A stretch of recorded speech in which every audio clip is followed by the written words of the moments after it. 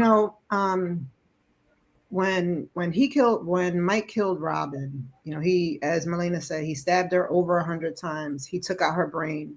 He took out her heart. Taking out her brain, or the way he stabbed her, that was the first thing that he did. It was the first thing that he did, and then he just kind of kept going. He didn't stop. So Robin died immediately, right? She died immediately. The way he kept going to me was almost like if he knew what he was doing. He knew what he was doing. It was very intentional, and he needed to make it look a certain way. So that's why he kept going. Rob was gone within the first 3 stab wounds, right? The first 3 times he stabbed her, she was gone. So he needed to make it look a certain way for the intention that he had already set forth. And that was to kill Robin and plead insanity. Okay. Okay. So it's so it sounds to me like the issue is with the insanity plea. You two don't agree that he was actually insane. You agree. Your feeling is that he is sort of pretending, you know, in order to try to get off. Can you tell me more about that? I have an issue with not just that insanity plea, with the fact that we're kind of just still here acting like and trying to figure out what happened. Right. It's very clear what happened. Robin had a camera in her house in the inside, so you could see what he was doing. The cops came in with their cams. They saw what he was doing. It wasn't one of these cases where Robin's gone, we can't find her, then she turns up dead, and we're trying to figure it out, even though we know that he may have done it. Like you hear a lot of cases, right? This is not that case. This is the case where he was literally caught in the room with Rob after he stabbed himself, right?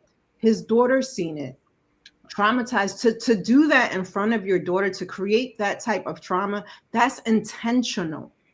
That's intentional because you were trying to create a narrative for the case that you knew you were going to get. The whole month before any of that happened, he was trying to create a narrative. He had Rob take him to doctors, right? Rob, and all of the doctors said he had nothing wrong with him. Rob is a social worker. Rob was one of the lead social workers over there at LBJ. Robin knew her stuff. A clinical license social worker. She knew everything. Rob knew what she was dealing with. And in her conversations with me, probably up to the day before this happened to her. And those conversations were, you know, Meech, he's doing this, doing that, you know, and I don't believe any of what's going on with him. She felt that he was faking. She felt that he needed to humble himself. Mm-hmm. So I think my issue is that his lawyer wants to use Robin's words, or is trying to use Robin as a way to defend Mike. Correct. I agree with you. That is my biggest issue.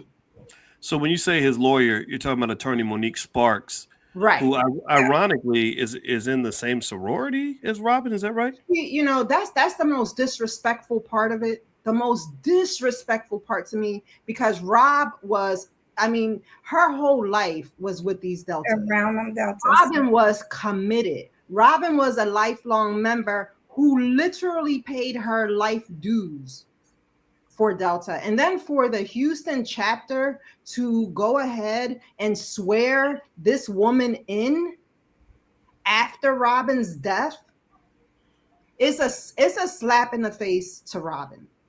So you're telling me, just so I can be clear, you're telling me that so about a little more than a year ago, I think. When did Robin get killed by her husband? Was it a year ago? November 1st, 2023.